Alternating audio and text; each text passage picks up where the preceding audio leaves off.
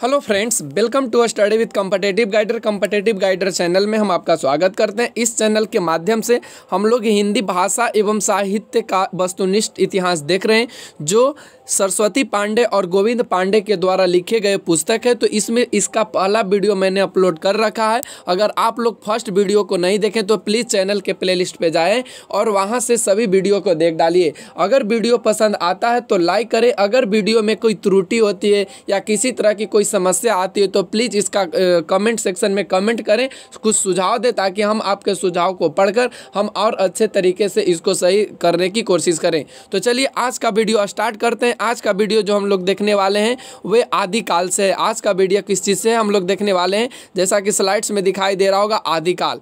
आज हम लोग देखने वाले हैं आदिकाल को। तो देखिए यहाँ पे लिखा है कि आचार्य रामचंद्र शुक्ल द्वारा वर्णित आदिकाल के संदर्भ में प्रमुख कथन। देखिए प्यारे साथियों, यहाँ हम वही सब पॉइंट्स को लेंगे जो हमारे लिए इंपॉर्टेंट होगा। हम सभी बिंदु को नहीं लेंगे, क्योंकि अगर हम सभी बिंदु को लेंगे तो यहाँ पे यह एक बुक बन जाएगा। तो ध्यान रखेंगे इस चीज़ को। हम लोग वही सब पॉइंट्स को नोट डाउन करेंगे और वही सब पॉइंट्स को लेकर चलेंगे जो हमारे लिए इंपॉर्टेंट हो। तो देखिए कहता है हम पढ़ते हुए चलेंगे, आप समझते हुए और देखते हुए चलेंगे। अगर आपको इसका PDF चाहिए तो प्लीज़ चैनल के आप लोग टेलीग्राम चैनल से जुड़ सकते हैं। वैसे चैनल के डिस्क्रिप्शन में लिंक दे दिया जाएगा। अगर वहाँ से आपको नहीं डाउनलोड होता है तो प्लीज़ आप लोग टेलीग्राम चैनल से जुड़ जाएं, वहाँ से आपको इसका PDF मिल जाएगा। तो कहता है कि प्राकृत की अंतिम अपभ्रंश अवस्था से ही हिंदी साहित्य का आविर्भाव माना जाता है। यहाँ से इस पॉइंट को नोट डाउन कर लेंगे कि प्राकृत की अंतिम अपभ्रंश अवस्था से ही हिंदी जो साहित्य है, हिंदी साहित्य का आविर्भाव माना जाता है। कहाँ से? प्राकृत की अंतिम अपभ्रंश से। आगे बढ़िए, कहता है हिंदी साहित्य का आदिकाल संवत 1050 से लेकर 1375 अर्थात महाराज भोज के समय से लेकर हमीर देव के समय तक कुछ पीछे तक माना जाता है। इसको आप नोट डाउन कर लेंगे कि आदिकाल का जो संवत चला है वह 1050 से 1375 तक माना जाता है, जो महाराज भोज के समय से लेकर हमीर देव के समय के कुछ पीछे तक का माना जा सकता है। चलिए आगे बढ़ते हैं। कहता है कि राज आश्रित कवि और चारण जिस प्रकार नीति श्रृंगार आदि के फुटकल दोहे राजसभाओं में सुनाया करते थे, उसी प्रकार अपने आश्रयदाताओं राजाओं के पराक्रम पूर्ण चरिताओं या गाथाओं का वर्णन भी किया करते थे। यही प्रबंध परंपरा रासों के नाम से पाई जाती है, जिसे लक्ष्य इस काल को हमने वीरगाथा काल कहा है। इसको आप नोट डाउन कर लीजिएगा कि यही प्रबंध परंपरा रासों के नाम से पाई जाती है, जिसे लक्ष्य करके इस काल को हमने वीरगाथा काल कहा है। तो आप याद रखेंगे, यहाँ से ऑब्जेक्टिव भी बन सकता है कि वीरगाथा काल किस काल को कहा जाता है। तो यहाँ से आपका क्लियर हो जाएगा, वह आदिकाल को वीरगाथा काल के नाम से भी जाना जाता है। तो चलिए अगले पॉइंट्स की ओर अगला पॉइंट्स देखते हैं। यहाँ से देखिए, यहाँ से कह रहा है, यहाँ से आगे बढ़ते हुए हम लोग यहाँ से पॉइंट्स की ओर देखते हुए आगे बढ़ेंगे। देखिए यहाँ कहता है कि अपभ्रंश नाम पहले बल्लभी के राजा धारसेन द्वितीय के शिलालेख में मिलता है, जिसमें अपने पिता गुसेन 650 यानी उनका जो विक्रम संवत रहा है 650 के पहले को संस्कृत, प्राकृत और अपभ्रंश तीनों का कवि कहा गया है। याद रखेंगे, यहाँ से पिता गुसेन थे किनके? धारसेन जी के, धारसेन द्वितीय जी के, जो संस्कृत, प्राकृत और अपभ्रंश तीनों के कवि कहे जाते हैं। तो आप यहाँ से इसको नोट डाउन कर लेंगे, ये पॉइंट्स को आप नोट डाउन कर लेंगे। चलिए आगे की ओर बढ़ते। आगे कहता है कि सिद्धों की उद्धृत रचनाओं की भाषा देव भाषा मिश्रित अपभ्रंश या पुरानी हिंदी की काव्य भाषा है। पुरानी हिंदी की व्यापक काव्य भाषा का ढांचा सौरसेनी प्रसूत अपभ्रंश अथवा ब्रज और खड़ी बोली पश्चिमी हिंदी का था। आगे बढ़िए। तो कहता है आध्यात्मिक रंग के चश्मे आजकल बहुत सस्ते हो गए हैं, उन्हें चढ़ाकर जैसे कुछ लोगों ने गीत गोविंद के पदों को आध्यात्मिक संकेत बताया है, वैसे ही विद्यापति के इन पदों को भी। तो यहाँ से नोट डाउन नहीं करें तो बढ़िया है, क्योंकि यहाँ से कुछ वैसे खास पॉइंट दिखाई नहीं दे रहे हैं। तो चलिए आगे की ओर बढ़ते हैं। यहाँ पे सिर्फ इसको नोट डाउन कर लेंगे कि पुरानी हिंदी की व्यापक काव्य भाषा का ढांचा सौरसेनी प्रसूत अपभ्रंश अर्थात वज्र और खड़ी बोली पश्चिमी का था। तो चलिए आगे की ओर बढ़ते हैं। यहाँ से महत्वपूर्ण पंक्तियाँ दिया गया है, तो ये सभी पंक्तियाँ आप पढ़ लेंगे। जैसे यहाँ से देख रहे हैं ना, यह श्रावकाचार्य के द्वारा दिया गया है, सरहप्पा के द्वारा दिया गया है। आप इसका PDF डाउनलोड करके आप इसे पढ़ लेंगे, ठीक है। ठीक है ना। यहाँ से कुछ उतना इंपॉर्टेंट पॉइंट्स नहीं है, तो चलिए आगे की ओर बढ़ते हैं। जहाँ इंपॉर्टेंट पॉइंट रहेगा वहाँ हम आपको बोल देंगे। जैसे देखिए यहाँ से ये पंक्ति आपको आना चाहिए कि बजिए घोर निशान रान चौहान चौदीस, यह कहाँ से लिया गया? पृथ्वीराज रासो से है। उटीट राज पृथ्वीराग बाग बनो बाग मनो लग वीर नट, यह पृथ्वीराज से ही है। फिर अगला है 12 बरिस ले कुकुर जिए और 13 ले जिए सियार, बरिस 18 छत्री जिए आगे जीवन का अधिकार। इसको आप याद रखेंगे जो जगनिक जी के हैं। आगे कहता है कि एक थाल मोती से भरा है, अमीर खुसरो की है। ये सब जो छोटे छोटे पॉइंट्स हैं उनको आप नोट डाउन कर लेंगे और याद को भी रखेंगे, ताकि ऐसे पूछ लिए जाते हैं कि एक थाल मोती से भरा किनकी पंक्ति है, तो ध्यान रखेंगे इस चीज़ को। फिर आगे यहाँ पे कहा है गोरी सोवे सेज पे, कई बार ये पूछे जा चुके हैं, गोरी सोवे सेज पे मुख पे डारी केस, यह किनकी पंक्ति है? तो ये अमीर खुसरो जी की है। मेरा जोवन नवलेरा भयो है गुलाल, ये भी आप नोट डाउन कर लेंगे। फिर उसके बाद यहाँ से आप इनके बारे में थोड़ा सा याद रखेंगे। सरस बसंत समय भली पावली, जो विद्यापति के पदावली से लिया गया है। तो उम्मीद है आप लोगों को यह पसंद आ रहा होगा। इसी तरह के वीडियो और अब चाहने के लिए प्लीज़ चैनल को सब्सक्राइब कर दें। चलिए आगे की ओर बढ़ते हैं और आगे की ओर महत्वपूर्ण तथ्य को देखते हुए आगे बढ़ते हैं। कहता है प्राकृत भाषा हिंदी का तात्पर्य है प्राकृत की रूढ़ियों में बहुत कुछ बद्ध हिंदी। कवि विद्यापति ने 2 प्रकार की भाषा का प्रयोग किया है, एक पुरानी अपभ्रंश और दूसरा बोलचाल की देसी भाषा का। कवि विद्यापति जी ने 2 प्रकार की भाषाओं का प्रयोग किया है, उनमें एक है अपभ्रंश भाषा का और दूसरा बोलचाल की देसी भाषा का। गाहा या गाथा कहने से प्राकृत का बोध होता है। दोहा या दुहा कहने से अपभ्रंश या लोक प्रचलित काव्य भाषा का बोध होता है। भरत मुनि, ये इसको आप नोट डाउन कर लेंगे। भरत मुनि ने नाट्य शास्त्र में अपभ्रंश नाम न देकर लोक भाषा को देश भाषा ही कहा है, याद रखेंगे। भरत मुनि अपभ्रंश नाम न दे करके वे कौन सी भाषा को उन्होंने दिया है? लोक भाषा या देसी भाषा ही उन्होंने कहा है। लोक भाषा को कौन सी भाषा कहा है? तो देसी भाषा उन्होंने कहा है भरत मुनि जी ने। आगे बढ़े तो कहता है, देखिए यहाँ से अपभ्रंश या प्राकृतिक भाषा, देखिए यहाँ से अपभ्रंश या प्राकृतिक भाषा हिंदी की रचना विक्रम की 7वीं शताब्दी से होने लगा है।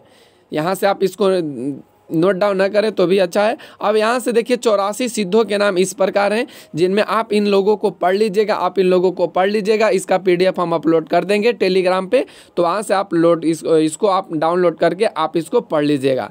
चलिए आगे पॉइंट्स की ओर बढ़ते हैं। तो यहाँ से अब हम लोग देखेंगे कि सिद्धों में सबसे पुराने सरह, देखिए यहाँ से सिद्धों में सबसे पुराने सरह यानी सरोब्रज भी नाम है। पुराने सरह सरोब्रज भी नाम है। महासुखवाद का प्रवर्तन, इसको याद रखेंगे। महासुखवाद का प्रवर्तन वज्रयान शाखा में हुआ, इसको नोट डाउन ही कर लेंगे कि महासुखवाद का प्रवर्तन वज्रयान शाखा में हुआ। महासुख का अर्थ है आनंद स्वरूप ईश्वरत्व, याद रखेंगे। इसको नोट डाउन करके आप लोग याद रखेंगे कि महासुख का अर्थ है आनंद स्वरूप ईश्वरत्व। प्राज्ञा और उपाय के योग से इसे महासुख दशा की प्राप्ति मानी गई है। प्राज्ञा और उपाय के योग से इस महासुख दशा को प्राप्ति मानी गई है। आगे बढ़िए तो आगे कहता है कि गोरखनाथ का नाथ पंथ मूल रूप से ब्रजयान शाखा का ही एक रूप है। अगला पॉइंट्स देखिए, गोरखनाथ ने पतंजलि के उच्च लक्ष्य ईश्वर प्राप्ति को लेकर हठ योग का प्रवर्तन किया। याद रखेंगे कि हठ योग का प्रवर्तन किसने किए हैं? तो वे गोरखनाथ जी ने किए हैं। किनसे? पतंजलि के उच्च लक्ष्य को ईश्वर प्राप्ति को लेकर हठ योग का प्रवर्तन इन्होंने किया है। ब्रज यानी सिद्धों का लीला क्षेत्र भारत का पूर्वी भाग है। इसको याद रखेंगे कि ब्रज यानी जो सिद्धों का लीला क्षेत्र है वह कौन सा क्षेत्र है? तो भारत का पूर्वी भाग रहा है। गोरखनाथ ने अपने ग्रंथ का प्रचार देश के पश्चिम भागों में विशेषकर राजपूताने और पंजाब में किया है। नाथों की संख्या 9 माना गया, इसको याद रखेंगे। नाथों की संख्या कितने माने गए हैं? 9 माने गए। लोग इन्हें नवनाथ भी कहते हैं। गोरख सिद्धांत संग्रह में इनका नाम इस प्रकार से है, जो बताया गया क्रम से इनका नाम बताया गया है, जो इस प्रकार है। देखिए यहाँ से क्या कहा गया? नगार्जुन, जड़भरत, हरिश्चंद्र, सत्यनाथ, भीमनाथ, गोरक्षनाथ, चरपट, जलंधर और मल्लार्जुन। ये सभी कौन है? तो ये नाथों के नौ नाथ हैं, यानी सिद्धों के नाथ हैं, जिसमें नौ लोगों को यानी नौ नाथ को इसमें शामिल किया गया है। चलिए आगे पॉइंट की ओर बढ़ें। तो आज हम लोग अब देखेंगे अपभ्रंश साहित्य। अब हम लोग क्या देखेंगे? अपभ्रंश साहित्य। तो यहाँ कहता है कि डॉक्टर राम कुमार वर्मा ने अपभ्रंश भाषा के प्रथम कवि स्वयंभू को हिंदी का प्रथम कवि माने हैं। याद रखेंगे, यहाँ से इस पॉइंट को नोट डाउन कर लेंगे कि डॉक्टर राम कुमार वर्मा ने अपभ्रंश भाषा के प्रथम कवि स्वयंभू को हिंदी का प्रथम कवि माने। यहाँ से दो चीज़ आपको निकल कर आ रहा है, यानी यह एक निकल कर आ रहा है कि डॉक्टर राम कुमार वर्मा ने हिंदी का प्रथम कवि किन्हें माना है, तो यहाँ से आ जाएगा किनको? इनको स्वयंभू जी को माने हैं। और एक और आ जाएगा कि अपभ्रंश भाषा के प्रथम कवि कौन है? तो ये स्वयंभू हैं। तो उम्मीद है आपको समझ में आ रहा होगा। अगर आपको इससे फ़ायदा है तो प्लीज़ चैनल को लाइक ज़रूर करें, चैनल को सब्सक्राइब और वीडियो को लाइक अवश्य करें। देखिए यहाँ से कहता है कि स्वयंभू 8वीं सदी 783 के आसपास विद्वान थे। स्वयंभू को ही जैन परंपरा की प्रथम कवि मानी जाती है। याद रखेंगे कि स्वयंभू को ही जैन परंपरा की प्रथम कवि माना जाता है। स्वयंभू के 3 ग्रंथ बताए जाते हैं। स्वयंभू के कितने ग्रंथ बताए जाते हैं? 3 ग्रंथ बताए जाते हैं, जिनमें याद रखेंगे परमचर्यु, नोट डाउन ही कर लेंगे, परमचर्यु, रिठनेमिचर्यु तथा स्वयंभू छंद। याद रखेंगे स्वयंभू के 3 ग्रंथ बताए जाते हैं, एक परमचर्यु, रिठनेमिचर्यु और स्वयंभू छंद। तो यहाँ से इनकी 3 पुस्तक के बारे में आपने जाना। और ये भी आप लोगों ने देखा कि स्वयंभू को ही जैन परंपरा की प्रथम कवि मानी जाती है। राम कुमार वर्मा ने इन्हें अपभ्रंश भाषा के प्रथम कवि और अपभ्रंश भाषा के प्रथम कवि के रूप में इन्हें जाना जाता है, स्वयंभू जी को। आगे बढ़िए तो कहता है कि स्वयंभू को अपभ्रंश भाषा का वाल्मीकि अथवा व्यास भी कहा गया है। याद रखेंगे, इसको नोट डाउन कर लेंगे। स्वयंभू को अपभ्रंश भाषा का वाल्मीकि तथा व्यास कहा जाता है। क्वेश्चन पूछ लिए जाते हैं कि किस कवि को अपभ्रंश का वाल्मीकि कहा जाता है, तो यहाँ से आप याद रखेंगे स्वयंभू जी को अपभ्रंश भाषा का वाल्मीकि तथा व्यास भी कहा जाता है। आगे बढ़िए तो कहता है कि स्वयंभू ने अपनी भाषा को देसी भाषा कहा है। स्वयंभू के पौमचर्यु को उनके पुत्र त्रिभुवन ने पूरा किया है। पौमचर्यु में रामचरित्र का विस्तार वर्णित है। शिव सी सेंगर ने, देखिए यहाँ से देखिए, शिव सी सेंगर ने अपने ग्रंथ शिव सी सरोज में किसी पुरानी अनुश्रुति के आधार पर 7वीं शताब्दी के पुष्य या पुण्य, पुष्य या पुष्य यहाँ पर होगा, पुष्य नहीं होगा, पुष्य या पुण्य कवि को हिंदी का प्रथम कवि माने हैं। देखिए यहाँ से इस पॉइंट को आप नोट डाउन कर लेंगे कि शिव सिंह सेंगर ने अपने ग्रंथ शिव सिंह सरोज में किसी पुरानी अनुश्रुति के आधार पर 7वीं शताब्दी के पुष्य या पुण्य कवि की हिंदी का प्रथम कवि माने। उनको प्रथम का क्या माने? प्रथम कवि हिंदी का उन्होंने माना है शिव सिंह सेंगर ने अपने पुस्तक शिव सिंह सरोज में। आगे बढ़िए तो आगे यहाँ से कहता है कि आचार्य हजारी प्रसाद द्विवेदी के अनुसार यह पुष्य संभवतः अपभ्रंश का प्रसिद्ध कवि पुष्य दंत हैं, जिनका आविर्भाव 9वीं शताब्दी में हुआ था। यानी हजारी प्रसाद द्विवेदी जी कहते हैं कि यह जो पुष्य जी हैं वे संभवतः कौन है? पुष्य दंत जी हैं, जिन्हें जो अपभ्रंश भाषा के प्रसिद्ध कवि भी माने जाते हैं, जिनका जो अभी आगे की ओर बढ़ते हुए देखिए यहाँ से हम लोग आगे बढ़ रहे हैं कि सामान्य धारणा है कि पुष्य दंत का आविर्भाव 972 ईस्वी यानी 10वीं शताब्दी में हुआ।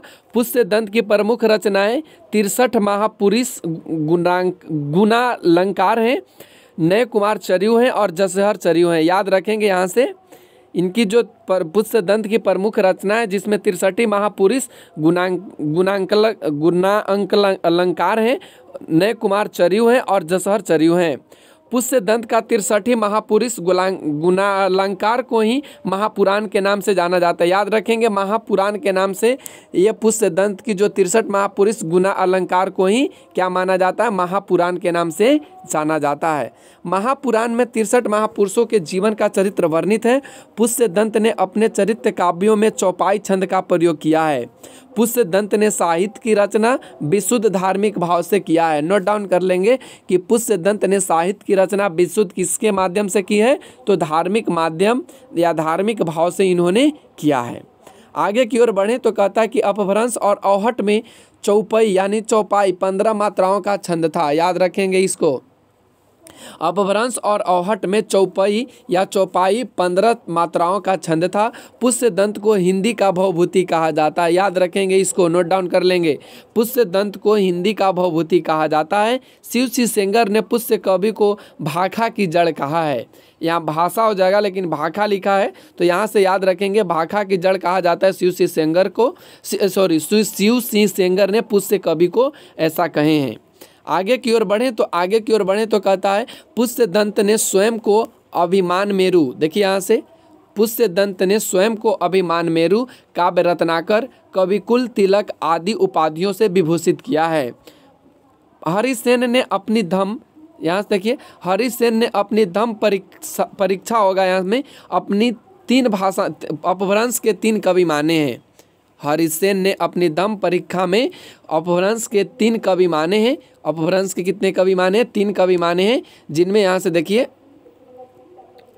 से देखिए चतुर्मुख जी हैं, स्वयंभू हैं और पुष्य दंत हैं। ये हरिसेन ने अपनी धम परीक्षा में अपभ्रंश के 3 कवि को माने हैं, जिनमें चतुर्मुख जी हैं, स्वयंभू हैं और पुष्य दंत जी हैं। आगे बढ़े तो कहता है कि स्वयंभू ने चतुर्मुख को पधाड़िया बंद का प्रवर्तक तथा सर्वश्रेष्ठ कवि कहा है। याद रखेंगे इसको कि स्वयंभू ने चतुर्मुख को पधाड़िया बंद का प्रवर्तक तथा सर्वश्रेष्ठ कवि कहा है। पदरी 16 मात्रा का मात्रिक छंद है। इस छंद के नाम पर इस पद्धति पर लिखे जाने वाले काव्यों को पधाड़िया बंद कहा गया है। पुष्य दंत मानेखेट के प्रतापी राजा कर्ण के महामात्य भीम के सभा कवि थे। याद रखेंगे इसको कि पुष्य दंत मानेखेट के प्रतापी राजा कर्ण के महामात्य भीम के सभा कवि थे। धनपाल वाक्यपति राज मुंज के कवि सभा रत्न थे, जिन्हें मुंज ने सरस्वती की उपाधि दी थी। याद रखेंगे, धनपाल वाक्यपति राज मुंज के कवि सभा रत्न थे, जिन्हें मुंज ने सरस्वती की उपाधि दी थी। आगे की ओर बढ़े तो कहता है कि अपभ्रंश के तीसरे प्रमुख कवि धनपाल ने 10वीं सदी में भविष्यत कहा की रचना की है।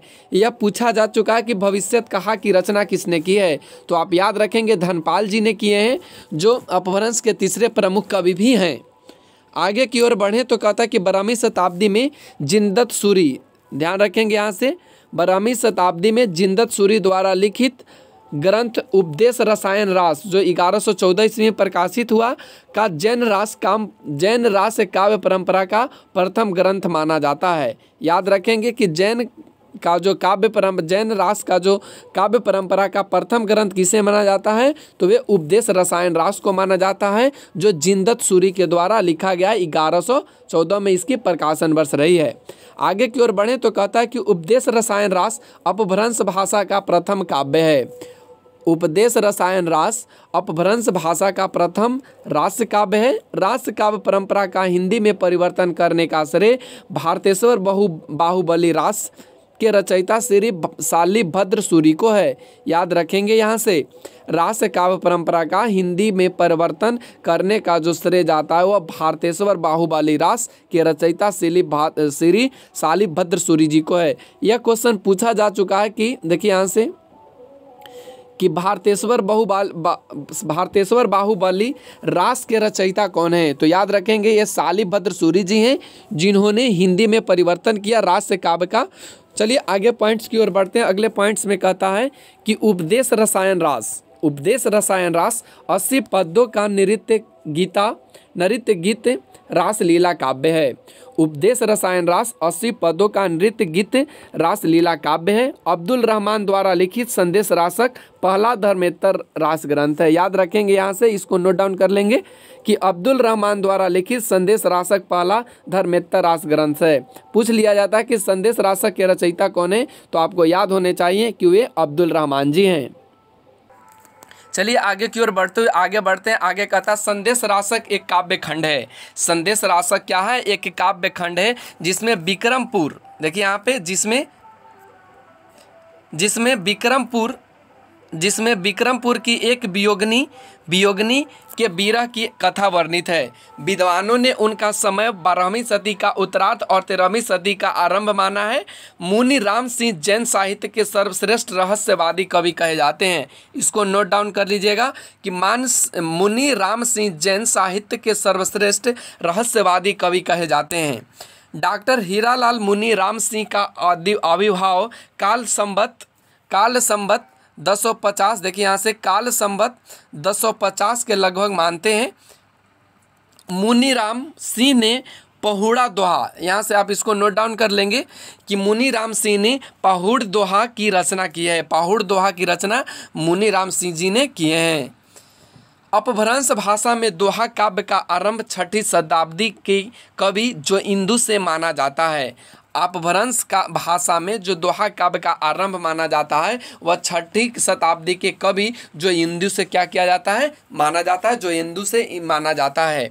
आगे बढ़िए तो कहता है कि जॉर्ज गिरियर्सन ने आदिकाल के अंतर्गत 9 कवियों को शामिल किया, जिसमें पुष्य कवि, खुमान सिंह, केदार, कुमारपाल, अनन्यदास, चंद्र, जगनिक, शंकरधर एवं जोधराज हैं। याद रखेंगे ये जॉर्ज गिरियर्सन के अनुसार हैं।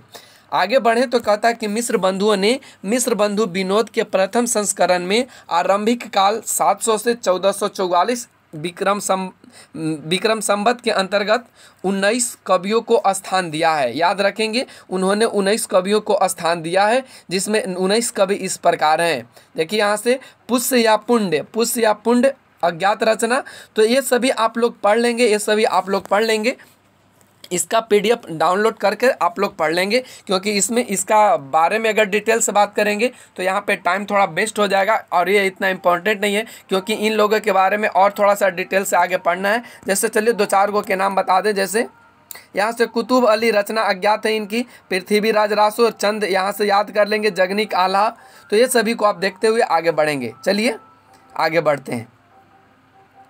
मिस्र बंधुओं ने अपने मिस्र बंधु विनोद के अगले संस्करण में नाथ पंथियों और सिद्धों को सम्मिलित करते हुए इस काल में कवियों की संख्या 75 तक पहुंचा दी है। याद रखेंगे मिस्र बंधुओं ने अपने मिस्र बंधु विनोद, यानी यहाँ से आपको यह पता हो जाना चाहिए कि मिस्र बंधु विनोद किसने लिखा है या किनकी रचना है, तो ये मिस्र बंधुओं की है। जो अगले संस्करण में नाथ पंथियों की जो संख्या सिद्धों में सम्मिलित करते हुए इनकी काल कवियों की संख्या क्या कर दिया गया है, 75 तक पहुँचा दी है। आगे की ओर बढ़े तो कहता है कि आचार्य रामचंद्र शुक्ल ने अपने इतिहास में आदिकालीन रचनाओं को 2 वर्गों में विभक्त किया है। जो आचार्य रामचंद्र जी शुक्ल ने अपने इतिहास में आदिकालीन रचनाओं को 2 वर्गों में विभक्त किया है, एक अपभ्रंश और दूसरा देश भाषा यानी बोलचाल की रचनाएं। आचार्य शुक्ल ने निम्नांकित 12 रचनाओं को ही साहित्य में स्थान दिया है। आचार्य रामचंद्र शुक्ल ने निम्नांकित 12 रचनाओं को ही उन्होंने साहित्य में स्थान दिया है, जिसमें इस प्रकार है। आप यहाँ से देखिए, अपभ्रंश यानी अपभ्रंश की रचनाएं में उन्होंने विजयपाल रासो को दिया है, हमीर रासो को दिया है, कृति लता को दिया है, कृति पताका को दिया है। ये अपभ्रंश रचनाएं में उन्होंने दिया है। और अगर बाकी का बात करें तो यहाँ देश भाषा काव्य की रचनाओं में उन्होंने दिया, खुमान रासो को दिया, विशल देव रासो को दिया, पृथ्वीराज रासो को दिया, जय चंद्र प्रकाश को दिया, जय मयंक जस चंद्रिका को दिया, परमाल रासो यानी आल्हा के रूप में जो था उनको उन्होंने दिया, खुसरो की पहेलियाँ और विद्यापति पदावली को उन्होंने देश भाषा काव्य की रचनाओं में उन्होंने शामिल करा। यानी कुल टोटल की बात करें तो उन्होंने 12 रचनाओं को जिनमें 4 अपभ्रंश की और 8 कहाँ की है, वे देश भाषा काव्य की रचनाओं को उन्होंने साहित्य में, हिंदी साहित्य में उन्होंने क्या करा, स्थान दिया है। चलिए आगे की ओर बढ़ते हैं तो आगे कहता कि आचार्य हजारी प्रसाद द्विवेदी ने आदिकाल के अंतर्गत 9 कवियों को शामिल किया है। हेमचंद गुजरात के सोलंकी राजा सिद्धराज जयसिंह और उसके भतीजे कुमारपाल के राज दरबार में रहते थे। हेमचंद जो थे वे गुजरात के सोलंकी राजा सिद्धराज जयसिंह और उनके भतीजे कुमारपाल के राज दरबार में रहते थे। आचार्य के व्याकरण का नाम, देखिए यहाँ से, आचार्य के व्याकरण का नाम सिद्ध हेमचंद्र शब्दानुशासन था। आचार्य के व्याकरण का नाम सिद्ध हेमचंद्र शब्द अनुशासन था। हेमचंद का व्याकरण सिद्ध हेम नाम से प्रसिद्ध हुआ। हेमचंद का व्याकरण सिद्ध हेम नाम से क्या हुआ, प्रसिद्ध हुआ। सिद्ध हेम में संस्कृत, प्राकृत और अपभ्रंश तीनों का समावेश किया गया है। सिद्ध हेम में संस्कृत, प्राकृत और अपभ्रंश तीनों का क्या किया गया है, समावेश किया गया है। हेमचंद प्रसिद्ध जैन आचार्य थे और इनका जन्म 1088 ईस्वी में हुआ था। हेमचंद प्रसिद्ध जैन आचार्य थे और इनका जन्म कब हुआ था, 1088 में हुआ था। हेमचंद के अन्य पुस्तकों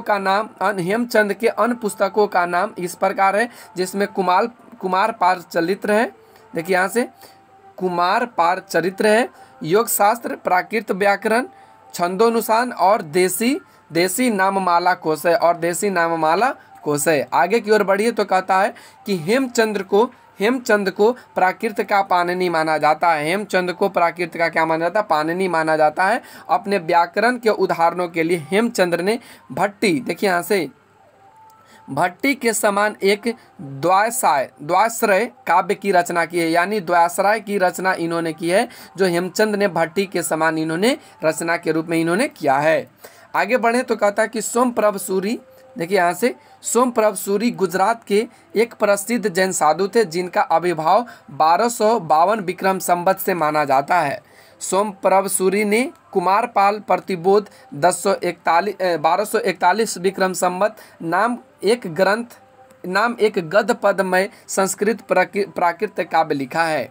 जैनाचार्य मत, यहाँ से इसको आप नोट डाउन कर लेंगे कि जैनाचार्य मेरुतुंग ने संवत 1361 में प्रबंध चिंतामणि नामक एक ग्रंथ की रचना संस्कृत भाषा में की है।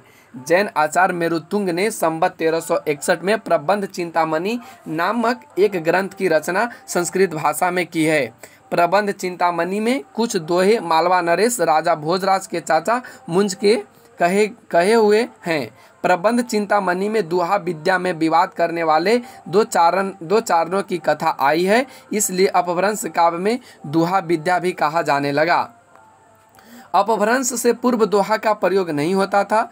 अपभ्रंश से पूर्व दोहा का क्या होता था, प्रयोग नहीं होता था। लक्ष्मीधर ने 14वीं शताब्दी के अंत में प्राकृत पैंगलम नामक एक ग्रंथ का संग्रह किया है। याद रख, इसको नोट डाउन कर लेंगे कि लक्ष्मीधर ने 14वीं शताब्दी के अंत में प्राकृत पैंगलम नामक एक ग्रंथ का संग्रह किया है। प्राकृत पैंगलम में विद्याधर, सांगरधर, जजवल, बब्बर आदि कवियों की रचनाओं को संकलित किया गया है। प्राकृत पैंगलम में प्राकृत और अपभ्रंश छंदों की विवेचना की गई है। आगे बढ़िए तो कहता है प्राकृत पैंगलम को प्राकृत पिंगल सूत्र भी कहा जाता है। इसको नोट डाउन कर लेंगे कि प्राकृत पैंगलम को प्राकृत पिंगल सूत्र भी कहा जाता है। प्राकृत पैंगलम की टीका बंशीधर नामक विद्वान के द्वारा क्या किया गया है, लिखा गया है। याद रखेंगे इसको कि प्राकृत पैंगलम की जो टीका बंशीधर नामक किसी विद्वान के द्वारा क्या किया गया है, लिखा गया है। चलिए आगे बढ़ते हैं तो आगे कहता है सांगरधर एक अच्छे कवि और सूत्रकार थे। सांगरधर ने सांगरधर पद्धति के नाम से एक सुभाषित संग्रह बनाया है। इसको याद रखेंगे। आगे की ओर बढ़े तो कहता है सांगरधन पद्धति में बहुत से साबर मंत्र और भाषा चित्र का भी दिया गया है। आचार्य शुक्ल ने प्राकृत पैंगलम के कुछ छंद के आधार पर हमीर रासो ग्रंथ के अस्तित्व की कल्पना की, जिसका रचनाकर सांगरधर को बताया। राहुल संकीर्तायन ने जज्जल नामक किसी कवि को इसकी रचयिता घोषित किया। हजारी प्रसाद द्विवेदी का कथन है कि हमीर शब्द अमीर का विकृत रूप है, जो किसी पात्र का न होकर एक विशेषण के रूप में प्रयुक्त है। शिव सेंगर के अनुसार चंद की औलाद में सांगरधर कवि हुए थे, जिन्होंने हमीर गैरा और हमीर काव्य भाषा में बनाया था। सांगरधर कृत सांगरधर पद्धति संस्कृत भाषा में लिखा एक पदकोश है, किंतु बीच बीच में देश भाषा के काव्य भी आए हैं। आगे की ओर बढ़े तो आगे यहाँ से कहता है कि श्रीमल देव राजा के प्रशंसा में सांगरधर पद्धति की श्रीकंठ पंडित का संग्रहत्य यह श्लोक उल्लेख है। तो इस श्लोक को आप देख लेंगे। यहाँ से कहता है नूनम बदलम छाई खे पसरी निशान्य शब्द खर शत्रुम पाड़ी लुटाली तोड़ हसीनो एवं भंतंड। तो इसको आप पढ़ लेंगे, क्योंकि मेरा उतना लैंग्वेज अच्छा नहीं है। और थोड़ा सा प्यारे साथियों ये भी आप याद रखेंगे कि जो मेरा लैंग्वेज है ना थोड़ा हिंदी में बोलने में थोड़ा सा संकोच हो जाता है, तो प्लीज़ आप लैंग्वेज पे ना जाएं, आप प्लीज़ लैंग्वेज पे न जाएं और यह देखते हुए आगे बढ़ें कि क्या जो हम मटेरियल उपलब्ध करा रहे हैं क्या आपके लिए बेनिफिट है या नहीं। आप इस चीज़ को देखें, मेरे लैंग्वेज पे मत जाएं। बहुत से कमेंट करते हैं कि आपका लैंग्वेज ठीक नहीं है, तो यहाँ पे ध्यान रखेंगे थोड़ा सा कि लैंग्वेज मेरा इसी टाइप का है, थोड़ा सा हम लोग जो लैंग्वेज का इस्तेमाल करते हैं इसी तरह से करते हैं। तो आप प्लीज़ इसके बारे में आपसे रिक्वेस्ट है कि आप थोड़ा सा इसको कंप्रोमाइज़ करते हुए इस वीडियो को देखें, क्योंकि लैंग्वेज से आपको उतना नहीं लेना देना जितना कि यह वीडियो से लेना देना है। क्योंकि आपको वीडियो में आपके सामने लिखा हुआ पॉइंट्स है, उसी को हम पढ़ रहे हैं, उसी में थोड़ा सा मेरा लैंग्वेज बरगला जाता है, तो ध्यान रखें इस चीज़ को। देखिए यहाँ पे कहा है कि डॉक्टर बच्चन सिंह ने अनुमान व्यक्त किया है कि सांगर्धर कुंडलिया छंद के प्रथम प्रयोक्ता हैं। आगे की ओर बढ़े तो हम लोग देखेंगे सिद्ध साहित्य। कहता सरहप्पा को हिंदी का प्रथम कवि माना जाता है, याद रखेंगे इसको, सरहप्पा को हिंदी का क्या माना जाता है, प्रथम कवि माना जाता है। इन्हें सरोज ब्रज राहुल भद्र आदि नामों से भी जाना जाता है, इन्हें सरोज ब्रज और राहुल भद्र आदि के नामों से भी इन्हें जाना जाता है।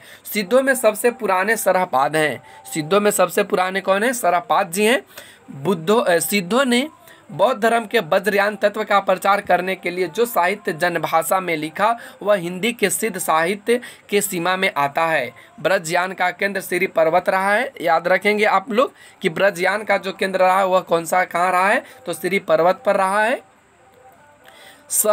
सहजानियों की भाषा, सहजयानियों की जो भाषा का नाम संध्या भाषा है, याद रखेंगे सहजयानियों की भाषा का नाम संध्या भाषा है। कुछ विद्वानों ने संध्या भाषा का अर्थ यह बताया है कि यह ऐसी भाषा है जिसमें संध्या के समान प्रकाश तथा अंधकार का मिश्रण है, ज्ञान के आलोक से उनकी सारी बातें स्पष्ट हो जाती है। कुछ विद्वानों ने संध्या भाषा का अर्थ अति संधि या अभिप्रयुक्त वाणी बताया है। पंडित विधुशेखर शास्त्री ने बताया कि मूल शब्द संध्या भाषा नहीं बल्कि संधा भापा यानी भापा यहाँ पे लिखा है ना, यहाँ पे भाषा रहेगा, यहाँ थोड़ा सा मिस्टेक हो गया है, तो यहाँ पे भाषा रहेगा, भाषा होगा। तो उम्मीद है आपको यह सीरीज पसंद आया होगा। प्लीज़ लैंग्वेज पे हम धीरे धीरे कंट्रोल कर लेंगे। प्लीज़ आप लोग चैनल को सब्सक्राइब करें, क्योंकि अगर आप लोग का सपोर्ट रहा तो मेरे अंदर उस तरह की एक्टिविटी बन जाएगी जिससे आप लोगों की फ़ायदा हो। तो आज के लिए बस इतना ही। थैंक्स फॉर वॉचिंग दोस्तों। अगले दिन के लिए फिर अगले दिन हाजिर होते हैं, तब तक के लिए नमस्कार।